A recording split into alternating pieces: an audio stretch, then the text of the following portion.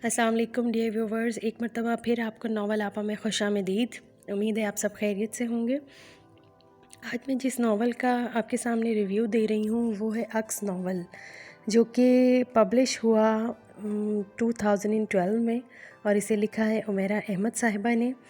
इसकी 17 episodes I और ये एपिसोडिक नावल था जो कि पाकीज़ा डाइजेस्ट में शाया हुआ।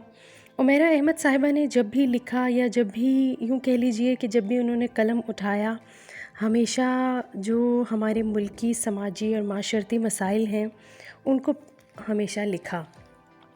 जैसे आप अमर बेल देख लीजिए और या पीर कामिल ले लीजिए या मन सलवा और अक्स, या जितने भी इनके नावल्स हैं, इन्होंने हालांकि इस मामले में वो अक्सर तनकीद का निशाना भी उन्हें बनाया जाता था, लेकिन उन्होंने अपनी एक ज़िम्मेदारी समझ के, अपना एक फ़र्ज़ समझकर हमेशा ऐसे मौज़ूआत को लिखने की हमेशा ऐसे मौज़ूआत पर लिखा। और उमैरा अहमद साहिबा ने ये नावल चाइल्ड अब्यूज़ के टॉपिक पर लिखा, जिसमें एक डीसी हाउस बताया गया है और उसके बारे में मशहूर है कि जो कोई भी इस डीसी हाउस में रहने आते हैं तो कुछ अरसे बाद उन हस्बैंड वाइफ में सेपरेशन हो जाती है। अब इसका क्या रीज़न है ये आप नावल को ख़ुद पढ़कर देखिएगा ताकि इसका सस्पेंस बरकरार रहे। और एक चाइल्ड अब्यूज़ एक बच्ची है 8 या 9 साल की, जो कि अपने नाना के साथ रहती है। उसका नाम है अक्स मुराद अली। अच्छा, उस अक्स मुराद अली की ज़िंदगी की जद्दोजहद का बताया गया है इस नावल में कि किस तरह उसने दुनिया को उस वाक़े के बाद फ़ेस किया, और ना सिर्फ फ़ेस किया बल्कि उसने अपनी जो खुशियाँ थीं, उसने अपनी खुशियाँ इस माशरे से, अपनी ज़िंदगी से कशीद की और अपना एक मकाम बनाया और ख़ुद भी डीसी बनी। नावल में अक्स आईने का भी ज़िक्र है और कुछ बोनों का ज़िक्र है, और ये सस्पेंस से भरपूर नावल है, पढ़ने वालों को कहीं बोर नहीं होने देगा। और किरदार बहुत उम्दगी से बयान किए गए। आप ये देखिए, अक्स मुराद अली का किरदार हो और जो इसकी सेकंड हीरोइन है शहरबानो, उसका किरदार हो, या शेर दिल का किरदार बहुत बेहतरीन अंदाज में बयान किया गया।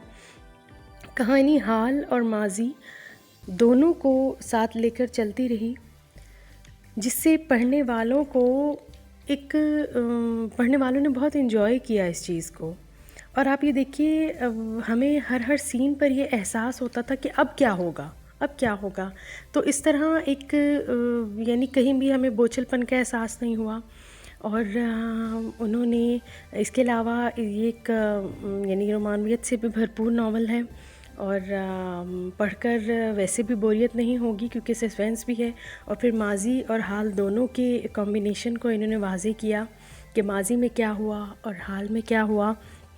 और इस तरह जो है वो क़ारीन इसको पढ़कर एक मतलब सबक आमोज़ भी है एक तरह से, और एक तरह से ये माशरती और समाजी मसाइल को वाज़े भी करता है। बल्कि यही नहीं, इनके बाकी तमाम नावल्स भी इसी तरह के हैं कि जो कि अब इस दौर में कि जब बहुत जो बुक्स पढ़ने वाले लोग हैं वो बहुत कम रह गए हैं, तो ऐसे वक्त में जो कुछ राइटर्स हैं वो हमें यानी इस जो बुक पढ़ने का जो हमारा जो हॉबी है उससे हमें जोड़े रखती हैं। तो उमैरा अहमद का नाम जो है वो उसमें सर फ़हरिस्त है कि इनके नावल्स की वजह से। और यानी ट्रेंडी नावल्स जो होते हैं इनके ख़ुसूसन, वो हमें क्या होता है कि हमें इस बुक पढ़ने के जो अमल है उससे जोड़े रखते हैं।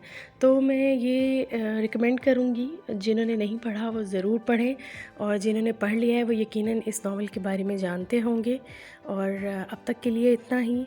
और अगर आप मेरी नई वीडियोज़ देखना चाहते हैं नरेशन के बारे में या रिव्यूज़ के बारे में या राइटर्स के बारे में, तो मेरे चैनल को सब्सक्राइब और लाइक करना ना भूलें, और शेयर भी कर दीजिए। अल्लाह हाफ़िज़।